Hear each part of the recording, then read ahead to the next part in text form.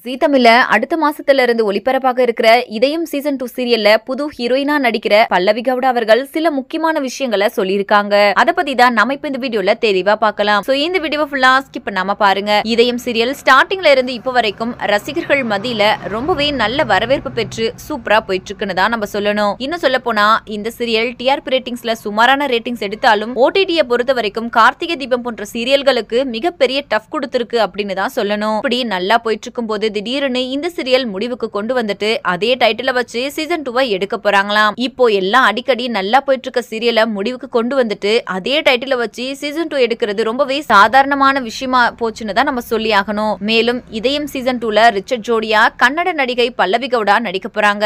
இந்த நிலையில இத பத்தி பல்லவி அவர்கள் என்ன சொல்லிருக்காங்க அப்படின்னா, முதல்ல உங்க எல்லாரோட பிளஸிங்ஸும் எனக்கு வேணும். எனக்கு இப்படி ஒரு வாய்ப்பு கிடைக்கும் அப்படின்னு நான் கொஞ்சம் கூட நினைக்கல. ஆல்ரெடி நான் பல தெலுங்கு கன்னட சீரியல்ல நடிச்சிருக்கேன்.